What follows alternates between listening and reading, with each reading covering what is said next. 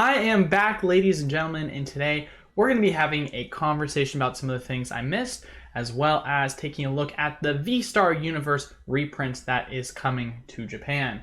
But before we jump into it, as always, we do weekly giveaways. All you have to do to enter is leave a like, comment down below, and subscribe to the YouTube channel. And lastly, you know what you got to check out. 2 links in specific down in the description below. One is for our Patreon wholesale access tier. Highly recommend you check it out if we have any spots left. And then outside of that, Discord link is down in the description below where you can join the community, stay up to date on all things PokemartUSA, as that is where we are the most active within the community, as well as our announcements. But jumping into it, ladies and gentlemen, so I could, show a couple of pictures of some of the things that we're going to discuss, but more or less, I just thought it'd be really fun to kind of just have a sit-down discussion and really just catch up on a couple of things that have most recently happened.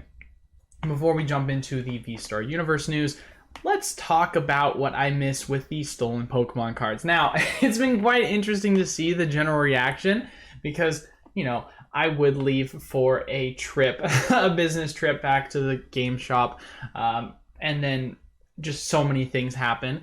And, well, it's good. It's more things for us to discuss. But one of the biggest, things that happened is, if you don't already know, which you probably do by now, is there was a bunch of Pokemon alternate arts, hyper rares, rainbow rares, etc., from both Evolving Skies and Fusion Strike that were stolen. And I mean, we're talking about stacks on stacks on stacks of this product. And it was found because the individual who stole the product was not the most intelligent in his decision making of how to get rid of the product. He decided to go about it by reaching out to local game stores and seeing if they would just buy it off of him. And he got reported for it and is probably going to be spending some jail time for, his thievery. But I don't know. I could be wrong. That could be speculation. But it was quite interesting to see the reaction because you know how it is with Twitter. You know how it is with just people in general when it comes to the Pokemon world. It's always some sort of overreaction. And what was the most common theme we saw? Oh my goodness gracious, no wonder I got such terrible hits with Evolving Skies and Fusion Strike. It's because this guy stole all of it. That must 100% mean that the Pokemon Company is going to address this by giving us more Evolving Skies and giving us more Fusion Strike product, right?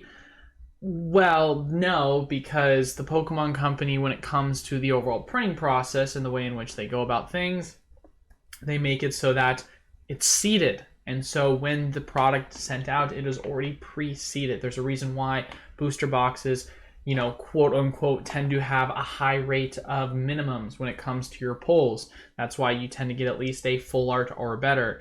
And I know if you get a full art, it hurts the heart, but for the most part, most booster boxes, you're getting a full art, you're getting an alternate art, you're getting a rainbow, or you're getting a gold. Obviously, some of these are harder to pull than others, but that's just generally how it goes because the Pokemon Company seeds things in certain ways.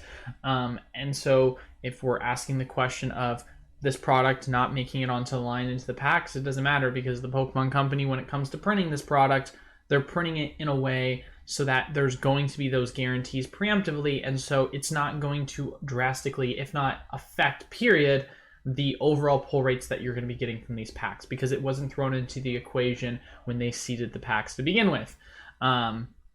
So let's just kind of squash that. It's very hyperbolic, and I understand too, everyone's always wanting to talk about reprints, so I can understand people wanting to kind of jump to that conclusion because the idea of the Pokemon Company noticing something like this and be like, oh god, no wonder everyone had such terrible pull rates. They were stealing from us this entire time. We have to reprint it now. It's like, well, that's a little speculative. But we won't kind of talk about that one too much because this is a conversation that's old news at this point. But I thought I would still give my 2 cents on the whole situation because it was something that was extremely relevant. Interesting to see something like this happen, but also not surprising at the end of the day. More exciting news, however, Vstar Universe most recently got a print, and this is extremely exciting too because we don't talk about a lot of Japanese product on the channel, but when it comes to Japanese product in particular, one thing I've always discussed is they do reprints quite differently than the US does or English does, if we're talking about just, card languages. And so when a reprint does happen for a product, it's a huge deal because Japan is like, hey, here's the product, you better get it. because it's not going to get a reprint. And if they do, it's usually for extremely high demand items. We saw this with VMAX Climax. We saw this with Shiny V. We saw this with EV Heroes. So the, attention for high demand sets, the Pokemon Company Japan is very aware, and they're addressing that with Vstar Universe reprints, and the price is dropping, which is nice. You saw the prices of these boosters go from around $85-ish, give or take, depending upon where you could pick it up, as low as $80. And as I think at its high point, it was at like $90-ish. You can correct me if I'm wrong, might be off by a couple bucks. But most recently, prices for this item, just on places like eBay, I think it's dropped at least $5 to $10. And at some places, if you have the right connections or you buy enough quantity, you can get it down into the mid to high 60s. So it's really nice to see that, hey, we might not be really getting that many reprints in terms of what's been going on in English. Obviously, we had that Brilliant Star reprint, which was extremely, extremely tiny, and we saw the price drop, which, hey, I called it. I said that I don't expect it to hit below MSRP. If it does, it's going to be at or slightly below, and guess where it's currently at on TCG Player? It's selling for $144. So, hey, right on the spot. I'm pretty stoked about that. I wish I was wrong, because I always wish it would have gone down more, but nonetheless, I digress with that. We're now looking towards other product like, Vstar Universe. And we've seen standard sets for, and by standard sets, I should rephrase that, specialty sets for Japanese product has performed extremely well. And the opportunity there has been extremely high. So I'm usually not one to tout Japanese product, but when it comes to the opportunity to pick up these items at around the, mid-ish $60 price point, sure, it's not MSRP, right? But let's be honest here, Japanese product, like at this point, if you're getting MSRP, it's a freaking wet dream. Like, good luck getting it, because the demand for that is so drastically high. There's such a disconnect on what the reality of prices are for Japan versus English.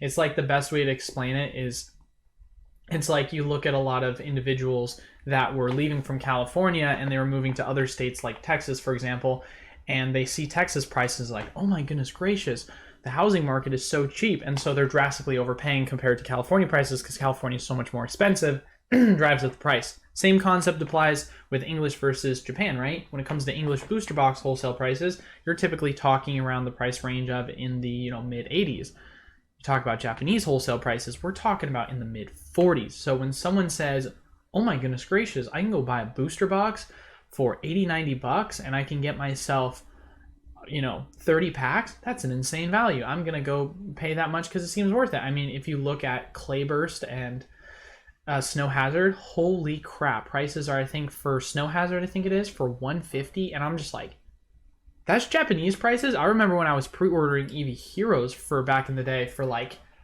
$45-50. It was slightly above wholesale prices, and I was like, goodness gracious, how times have changed so drastically when it comes to Japanese prices. So this is one of those opportunities that it's hard for me not to want to have a conversation about, because it's a high demand set, Vstar Universe, and I've said this many times before. I say Crown Zenith is one of the best sets, in Pokemon's history, if I'm being completely honest. I think it's a phenomenal set. It's got so much to love. And what is that inspired off of? It's the Japanese set Vstar Universe. So I think it's an absolute slam dunk. It's an absolute hit, and I'm really stoked about it. A couple of other things that I felt like we're having a conversation about, if you guys don't already know this, but we discussed that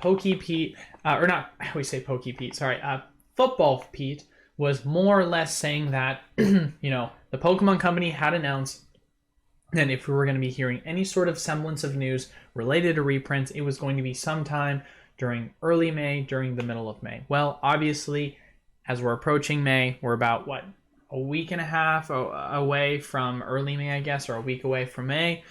What's been going on? Absolutely nothing. We've heard absolutely nothing. And obviously there's been so many different conspiracies to this, and there's a question whether or not, this reprint for Japan is going to have any sort of correlation to things in English.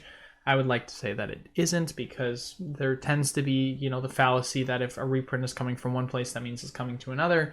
We've seen this many times before, where there's been reprints in Australia, there's been reprints in, the UK or other parts of Europe, and people immediately assume, oh my goodness, that means it's coming to America, or vice versa, right? Where, oh my goodness, the US is having reprints, that means it must be coming to us in Europe or Asia or Australia, right? And it's just not 100% true. So as much as I would also like to believe that the lead up to May being the time in which, PF Football Pete said, hey, we're going to hear some news about reprints, and this is, coincidentally lining up around the same time. I think it is coincidentally. I don't think that there is a correlation to that. I could be 100% wrong, but, causation is not necessarily mean there's a correlation there. So that's more or less how I look at it for the situation. But outside of that, kind of looking at how the market has been taking things, Scarlet and Violet has been quite interesting. Price points for that have just continued to drop as I kind of projected. Not really surprising. Crown Zenith singles once again has continued to drop as well. So just more product supplies hitting the market. So it's just the market doing what the market's doing. And outside of Brilliant Star prices slightly dropping and Scarlet and Violet prices slightly dropping because of the supply, most items have more or less been stagnant. Evolving Skies just slightly going up, somewhat sideways, but I think I saw it last at like 415. So prices have been going up on it, but we're not seeing that hyperbolic 10 to 20% a month over month, it looks like. And I mean, that's a conservative estimate. I mean, we're talking 30 to 50% in some of its most volatile months for Evolving Skies. So it appears it started to, and I could be wrong, and you could totally, I mean, this could freaking shoot me in the foot, but it looks like it's starting to finally slow down and near its top, which for a product that is, not even 2 years old yet, came out in August 2021. So it's like a year and 8 months old, and it's already at 415. Yeah, I think there's got to be a point where it slows down. That's just the reality of the situation. I'm not calling it top. That's not what I'm saying, but it does look like we're starting to find a slowing point when it comes to the price. And so it's more than likely going to climb, but it's not going to climb as aggressively, 30 to 50%, because the demand at that price is probably much lower. So, but lastly, this is the last point I'm going to make before we wrap up this video. Like I said, wanted to just do kind of a quick talk, catch up, glad to be back, and just discuss what I missed.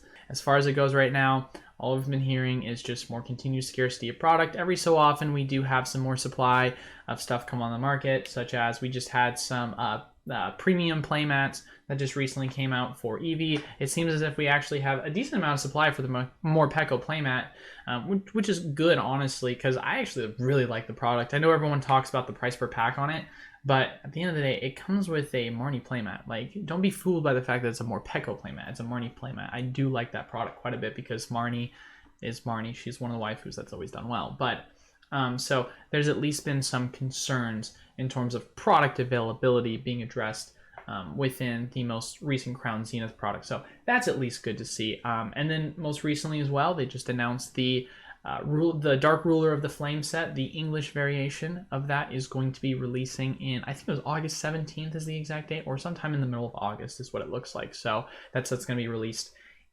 sometime over the mid to early summer in Japan. So that'll be super duper exciting to see.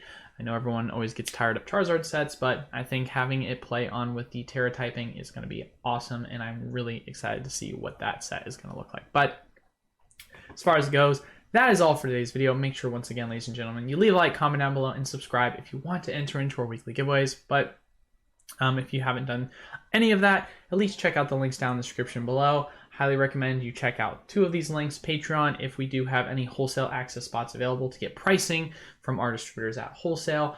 And then outside of that, link down in the description for our Discord, where we have a community of awesome individuals that like to stay up to date on all things PokemartUSA and are just huge fans of what's going on in the Pokemon community. But that is all for today's video. Thank you guys all so much for watching. Until then, I will see you guys Tuesday on the live. Peace.